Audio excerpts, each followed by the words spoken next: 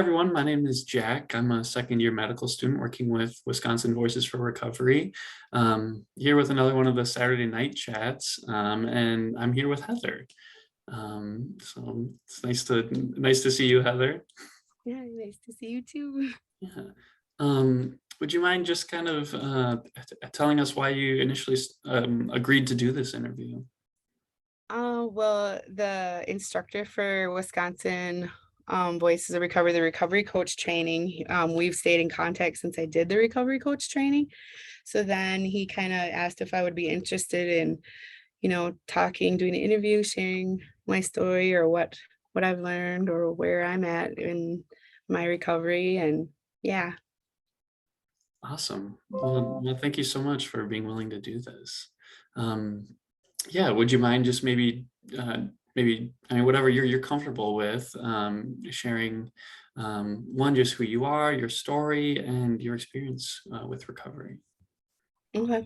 Well, I have quite an extensive experience with recovery, and using and trying to get into recovery and with mental health issues and things like that, through like pretty much my whole adult life. And then I would have periods of like where I would do well or I do okay. I mean, I wouldn't, now looking back, I wouldn't say well, but like where I was doing okay and um maintaining, I guess you could say. And then it just continued to get worse. And as I didn't get help for my mental health issues and stuff, I started to use substances more and was like self-medicating. I have ADHD and I was on medication for that, prescription medication for that for a long time. And also pain medication. I was prescribed back in like the 2000, back when in the 2000s when doctors were just writing oxys to everybody and within whatever. So I was kind of that was started out my deeper addiction. My deeper addictions with harder things was the beginning of that. And then so progress, a good 10 years probably, um, of then going into other substances because then I wasn't able to get the prescription pills anymore. And so then it's, then you're in a whole different world kind of again.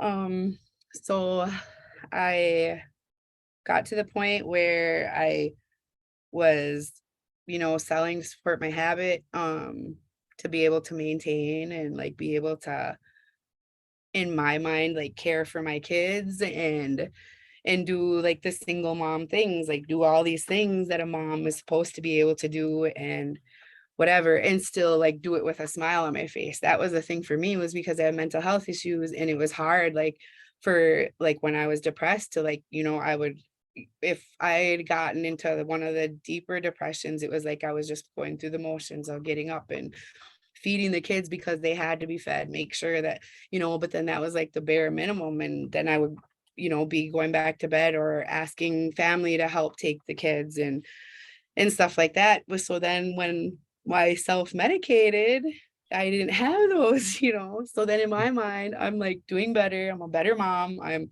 able to like take the kids to the park, do all these things and whatever. So, you just, as an addict, I guess you justify it and you find ways in your mind that like make you think that it's okay. Mhm. And yeah, so then long story short, in the end, 2016, 17, I started getting like criminal charges. I really didn't have a record before that. And I started getting some criminal charges and I ended up going to jail for a year. I got out. I was in recovery and doing well for about 10 months, I think it was roughly in there. And then I relapsed, and shortly after, I ended up going to prison that time because it was significant enough. And but that is like where I think it was a blessing in disguise. Um, I don't think my personal opinion, I don't think that the system is set up to work. I mean, we would like to think that's what it's for, is to rehabilitate, but um, I don't think that's what it's set up for. But fortunately enough, I was in a place myself where I had already been in recovery and I knew what my life was like and how happy I was. And so to be there and then now all of a sudden I'm in prison and back like worse off than I was ever before. Yeah. And my kids are, I have a 21-year-old, a 10-year-old, and an 8-year-old. But they were younger at the time, because this was some few years back. So they were younger. And it was just like a big wake up call. And I took every opportunity I could to better myself while I was in there, because you kind of have options. Like you can either do what you need to do and kind of, it's up to you to like direct your energy into something positive, or you can get caught up in the same stuff and like keep living that kind of life in there too. Like that's possible because there's drugs in jail and prison too. So, and probably more readily available. But I told, like, I knew at that point, like having that wake up call, being away from my kid and everything, like that's what, mattered to me. Like I said, like I was justifying this before. I was like, oh, it was making me a better mom. Well, now I'm not a mom at all if I'm gone in prison, and it's just not worth it. And I knew what I was doing was wrong. And, and who wants to be a drug addict? Nobody wants to be a drug addict. So yeah, so then I just took advantage of the treatment programs I was offered there, and I got out and I continued to work on my recovery. Had a big secure support system for the first year, especially was like where I was held accountable with like my mental health professional, my AODA counselor, my recovery coach, my sponsor, the Wow, people at wow. the 12-step meetings, Mhm. my probation officer, my caseworker for like the community comprehensive program, which was helping me get all these services. Wow. And then I had a team. So that was like part of my team. Plus I chose to have my parents on there. And like I said, my probation officer, because I figured that way I was living with them. I wouldn't be able to lie to all these other people if I had Mhm. them on there. And Mhm. then with me having my probation officer on there too, it was holding me accountable. And I know I wouldn't be able to get over on any, because that's kind of how I made it through things before. I would find ways to like get through or wiggle, out of things and whatever. And I just, yeah, I didn't want to do that anymore. I knew that I needed to do this I needed to do this in order to like stay well. I see. Yeah. Yeah. Well, props to you. I mean, that sounds like a really long path, and you've had to make some really tough decisions, and you've worked really hard, it sounds like, and that's Yeah. really awesome. Yeah. How So did it'll be 3 years this August. Um, and that since I had gone to prison and all this happened. So yeah. And like I said, I had that strong year. And now this past year has been more so on my own, not as much support, and kind of finding my own way and like maintaining that balance. And it's been a struggle at times because then I also got into a relationship where there is a number of kids. So now there's like a lot of people that I'm responsible for. And I don't know, I think I just kind of took on a lot and then was having trouble like managing it, and which is kind of like where we are now, where like Mhm. I really had to kind of take a step back. And like I said, like rescheduling with work and stuff, I had to take some time off work because like my mental health wasn't good and I wasn't in a good place, and I need to like remind myself of the things that I was taught. Like if I don't take care of me, the rest is going to fall apart. So yeah, so that's kind of where we're at. Yeah. No, it's really cool to hear kind of all these lessons that you learned about yourself and the self-reflection. I mean, that's very commendable.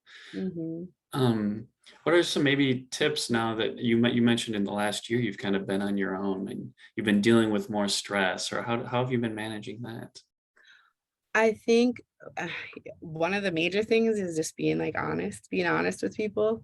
And I think that's been like the biggest help because, majority of people don't want to see you fail. They want to help you. And especially, if you're being open and transparent about it, I think that helps.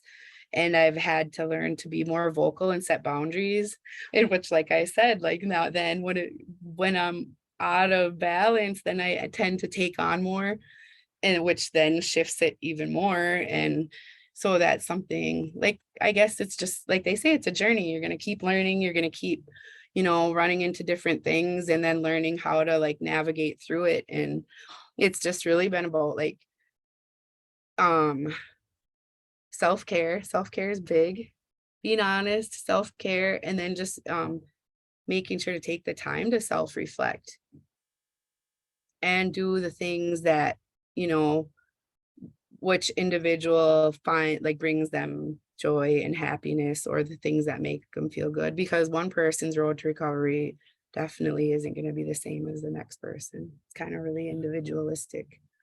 I see. I see. Yeah. Um, Going back to your initial, when you first got out of prison 3 years ago, it sounds like you really had a big support system. You were part of a number of different groups. Mhm. And also you mentioned, that as much as we like to think prison is set up to rehabilitate people, that, unfortunately doesn't happen, or those resources aren't as Yeah. available as we would think. How did Yeah. you personally get hooked up with all of those resources, and what was maybe different for you? I don't know if it had anything to do with my charges because it was drug related, or if it was because I was a first time offender in prison.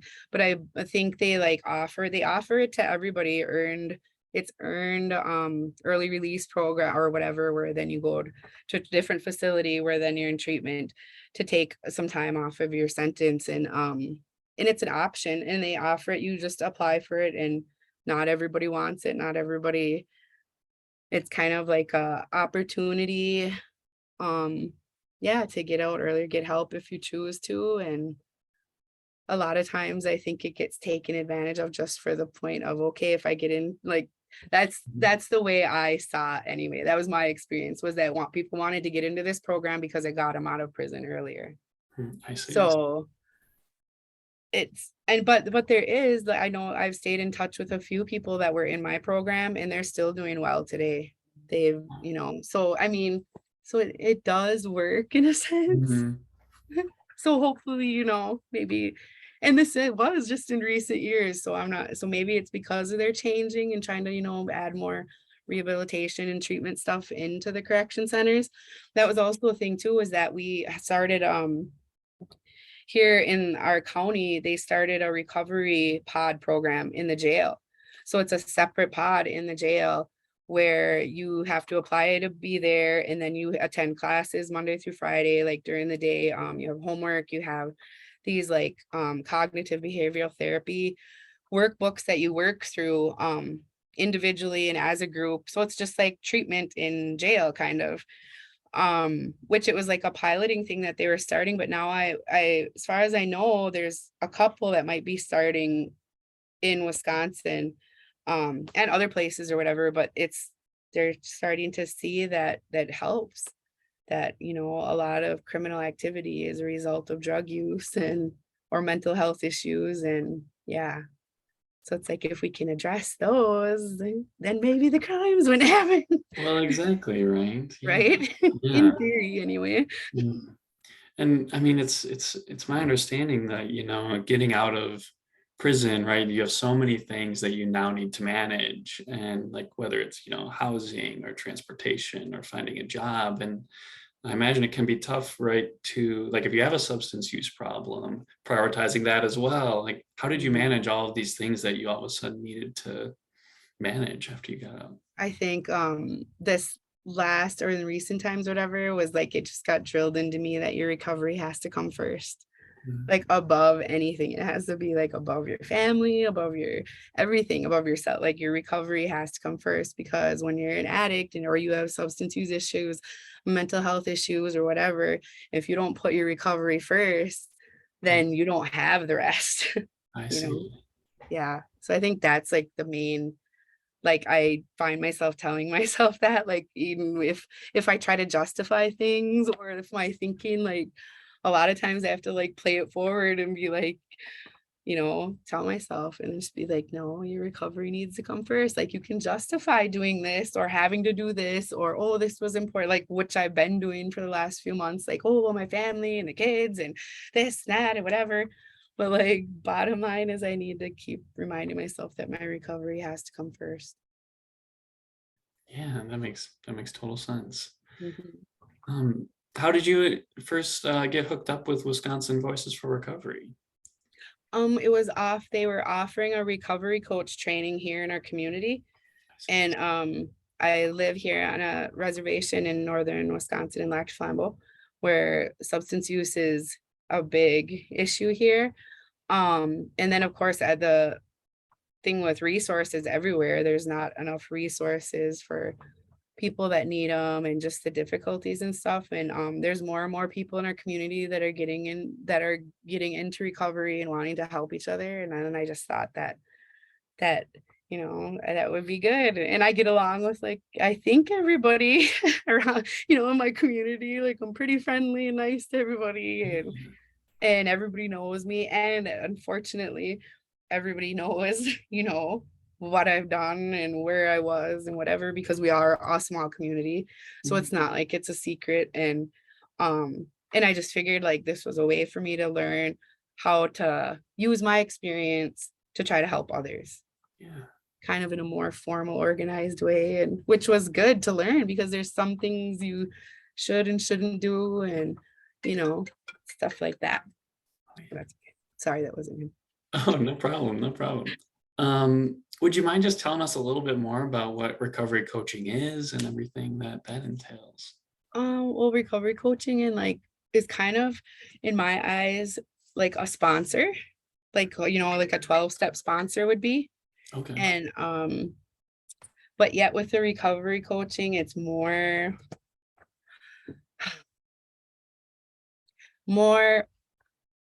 liberator, open, or like kind of more individualistic, which is like what I believe and what I think like what people are starting to understand is like that is like recovery is individualistic. There's not like, go to treatment, go to 12 step, do that, and then you'll be able to be in recovery. That might work for somebody, but when you have people that don't have or that they have social anxiety, or they don't, I don't know, there's just all so many different factors that go into somebody's ability to be able to stay in recovery Mhm. that that I think like, I don't know, I just lost my train of thought, sorry. Oh yeah, no, no problem.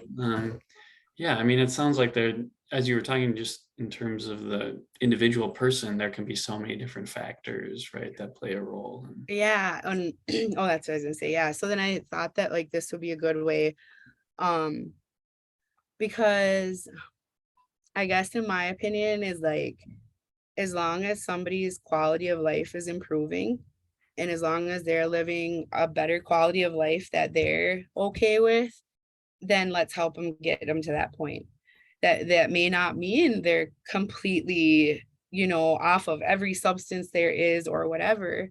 mhm, They might be in medical assisted treatment, or where they're having to take prescriptions in order to maintain the recovery, or just different, I mean, there's just so many different factors. And so I just feel like I would be able to help in that way, because if mhm, I'm just a peer recovery coach, then I can do that. Where if I'm with like an organization, or if I'm a provider, there's like so many different stipulations and things. And I'm kind of like, from my own experience, it took so many different ways to like find what worked for me, that's like just what I want to be able to, encourage others to do, is just like not to give up and just keep trying to find what works for you, because you'll find something that works, and not to give up. Because I think a lot of people give up like when they go to 12-step meetings, but it's not really their thing. Or so then like that's like the most known way to, you know, mhm. handle these kinds of issues, is like the most promoted way is these 12-step meetings and things like that. So and then I think a lot of times too, like when that doesn't work, or if somebody doesn't mesh well with their AODA counselor or their provider, then they just kind of like give up, where there's other ways. I've really gotten into like my spirituality and Oh, yeah.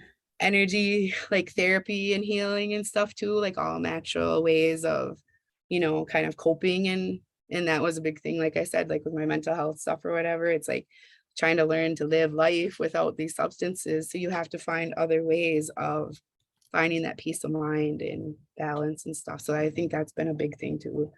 Because when you're using, you're not connected spiritually with anything really.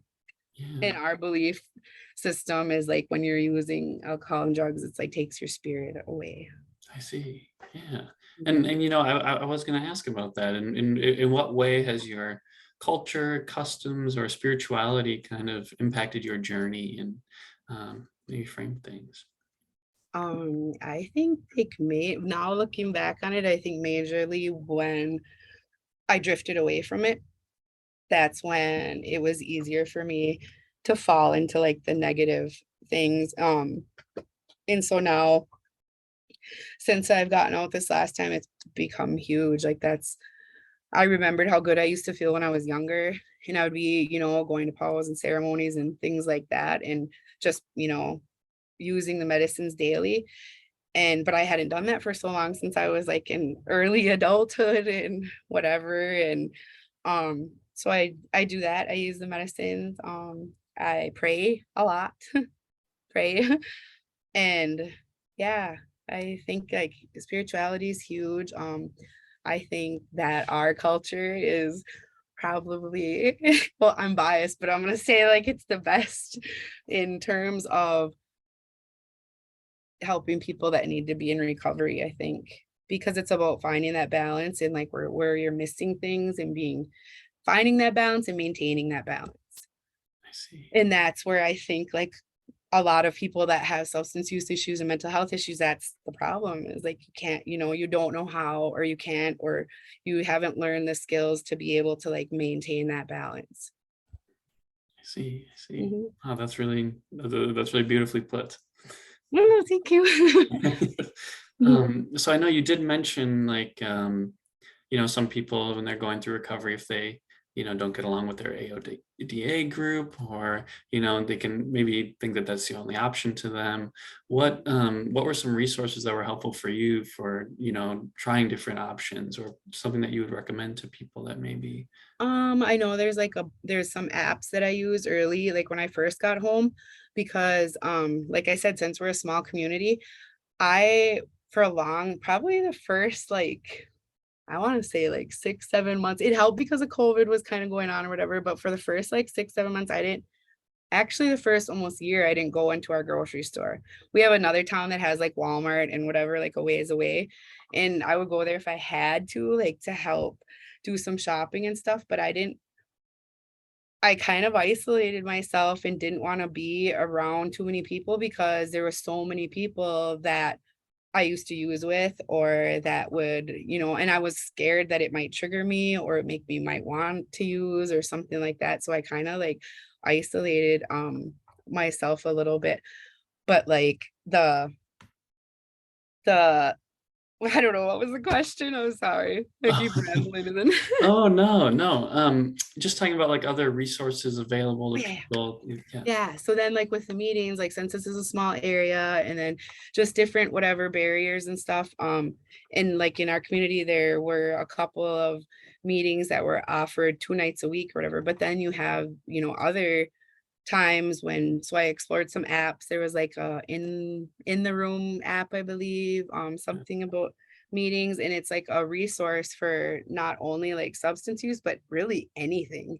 Like anything you can imagine. They have a 12-step or a support group for like anything. Wow, wow. So anyway, that's like an online, and then you go into this directory that where you can go into like live meetings or hear speakers um or different events and stuff, and it just links you up to that or different reading articles What was and that things called like again?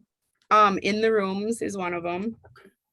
And then the other one is a meeting something, but in the rooms is the big one. That's the one that has like every kind of support group you could imagine.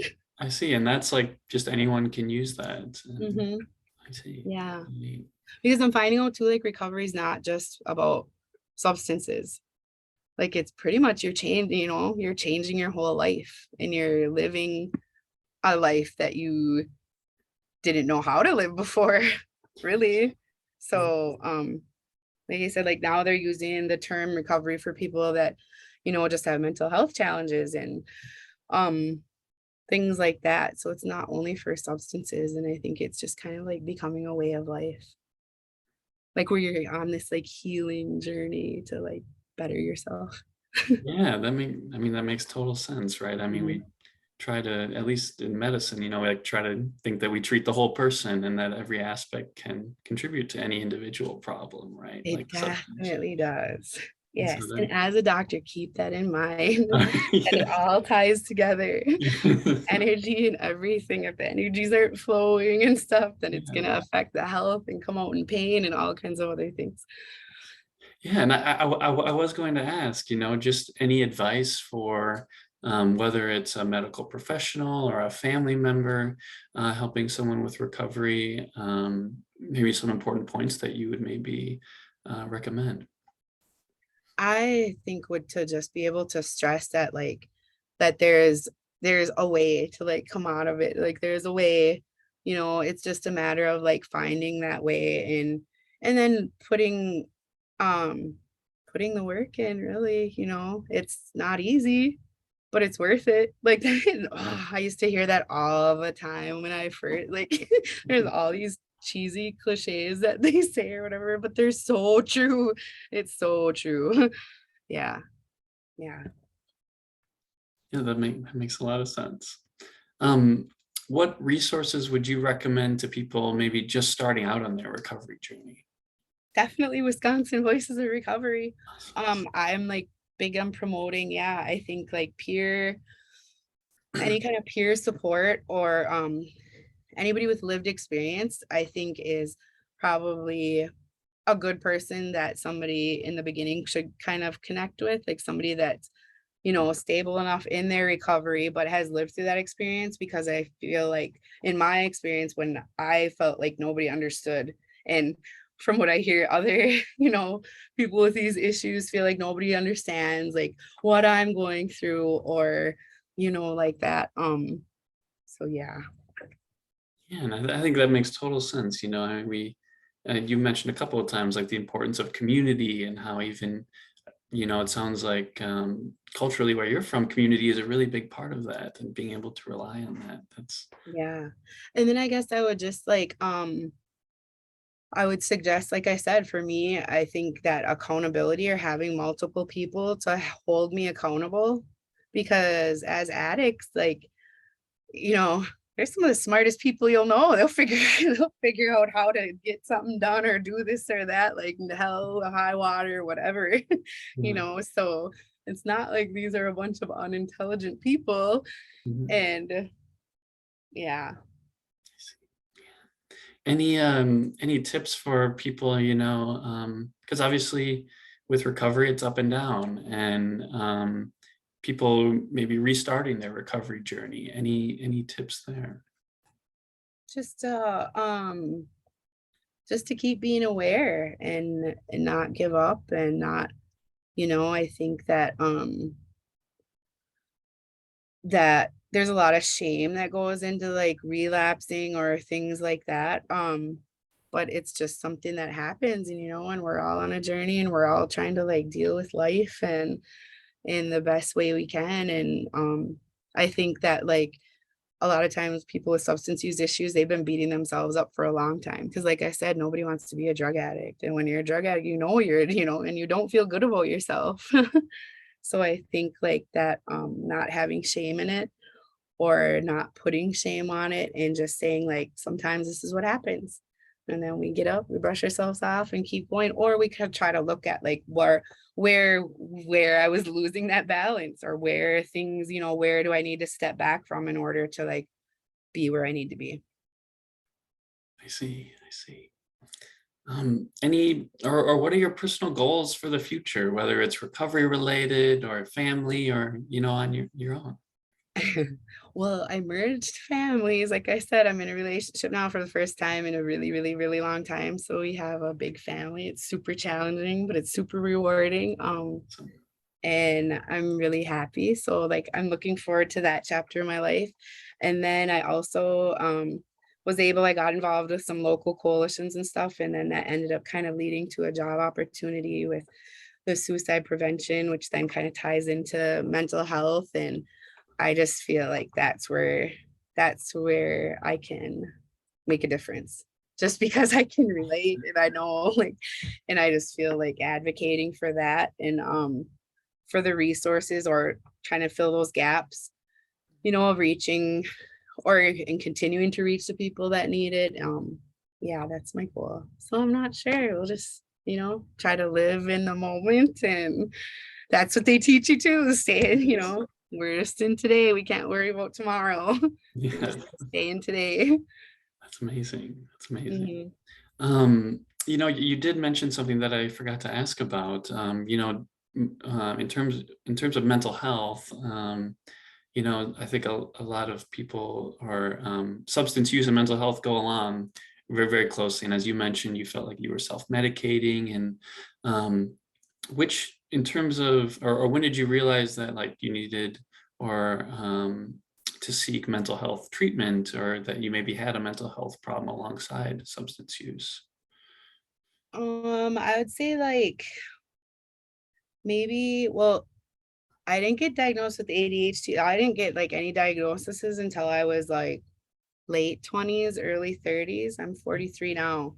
So it was like quite a while. And I mean, I was using from the time I was an adult and kind of maintaining and going along. And yeah, and it wasn't till I really started reaching these like, Mhm. going against who I really was as far as like, a parent and just my morals and values and stuff like that all shifted, and it was just, yeah. What kind of mental health resources were really helpful for you? Um, Kind of trying to find my own. Like I have a mental health counselor that helps with give me like different perspectives on things. Like I said, a lot of times too, like the support groups do help. You get to talk to people that are going through the same things and they kind of help you through that. Meditation I've found, like I've just learned to meditate now in like my Awesome. 40s, and that's huge. I love it. And yeah, I think that helps. That mindfulness and self-care is huge. Like I think that's really huge. For anybody anybody in Mhm. life, it's huge. It's just some of us never learn to like do that enough, Yeah. or put ourselves first or care for ourselves enough. We just like weren't taught that, I guess. Mhm. Yeah, I Mhm. mean, I was never taught, how to do any of that, and let alone like meditation. I think a lot of people are like, oh, that might not be for me. Um, but what are some good resources resources that you can think of for people who are maybe interested in starting out meditation or trying to learn some more about that? Well, there's like the path of light, I call it, which is like kind of like a self-reflecting course, but it kind of teaches you. But like any of like the apps, I mean, they're kind of everywhere now. Like any of like the Calm or the Me or iTunes, like I have like a meditation playlist, and I have like one for when I need to do like short meditations to just kind of calm down and chill out. And then I have ones to put me to sleep and just, yeah. I've just come to find that like I sleep better. I am able to like stay focused better, and just it's just like learning, trying new things, like Mhm. trying new things, but in a positive way, I guess. Like when we were using drugs, we would try anything and hope it was a good outcome, I guess. Yeah, yeah. But where now it's like shifted where you're trying to like find you know better ways to live, I guess, or healthier ways to live. Great, great. Yeah, I'm sure that's really helpful. Um, any last parting words, or anything we didn't ask about that you'd really like to share? I don't think so. Just, like never give up. Try not to pass judgment on people. A lot of times too, I think with recovery ties it goes into mental health, but like at beyond all that, I think there's trauma. Like we all have our own levels of trauma. Like, you know, it could be like I wrecked on my bike when I was little, but that was traumatic to you because that might have been the most traumatic thing that happened to you as a child. It's just that we all have trauma in one way or another. And I think that a lot of people that are in, you know, deep into their substance use and whatever are really like need to heal from what's making them not want to feel or live or whatever. Yeah. Well, that's great advice. Well, thank you so much, Heather. Thank you. I'm glad we finally did this. Yes, yes, me too. I had a blast. So I'll stop the recording now.